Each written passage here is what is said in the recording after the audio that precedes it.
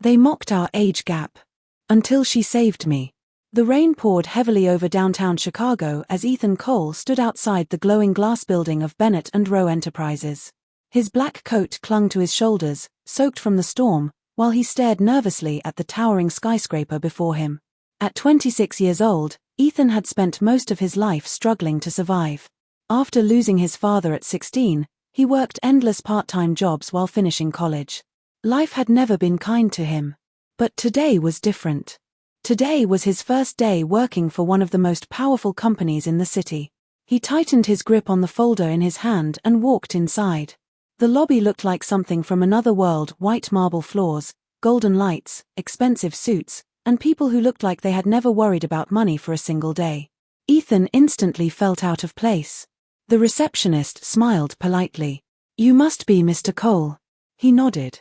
"You'll be assisting Ms. Vivienne Laurent directly." The moment she said the name, several nearby employees glanced at him with expressions that mixed pity and amusement. Ethan frowned slightly. "Is something wrong?" The receptionist quickly looked away. "No. The elevator to the top floor is waiting." As the elevator doors closed, Ethan noticed two women whispering behind him. "Another one," one of them muttered. "He won't last a month," the other replied. Ethan pretended not to hear. The elevator climbed higher and higher until finally reaching the executive floor. When the doors opened, silence greeted him. The entire floor was elegant, dark, and intimidating. Massive windows overlooked the city skyline. Every employee moved carefully, almost fearfully. Then he saw her. Vivienne Laurent. She stood near the window in a black suit, speaking calmly on the phone. Her posture radiated authority. Her dark hair rested perfectly over her shoulders, and despite being in her mid-40s, she carried a beauty so powerful it silenced the room around her. Ethan froze. She turned slowly, her sharp green eyes meeting his. For a second, neither spoke. Then she ended the call. "So," she said calmly, "you're the new assistant everyone said would quit." Her voice was smooth and confident. Ethan cleared his throat awkwardly. "I wasn't planning on quitting." A faint smile appeared on her lips. "That makes one of us." Over the next few weeks, Ethan learned why everyone feared Vivienne Laurent. She was brilliant, cold, demanding, and impossible to impress. Employees trembled when she entered meetings. Executives avoided disappointing her.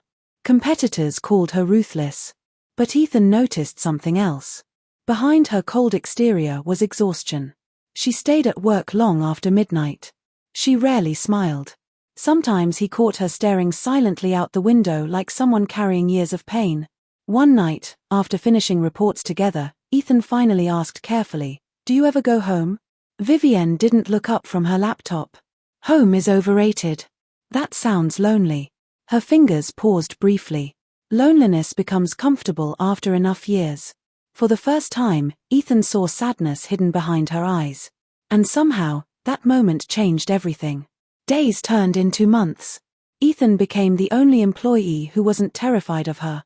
He challenged her opinions occasionally, made sarcastic jokes during stressful meetings, and treated her like a normal human being instead of some untouchable queen.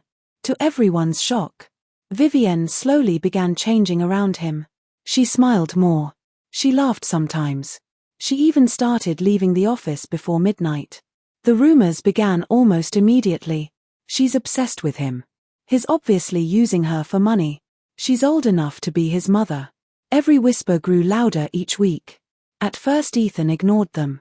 Until one afternoon in the company cafeteria.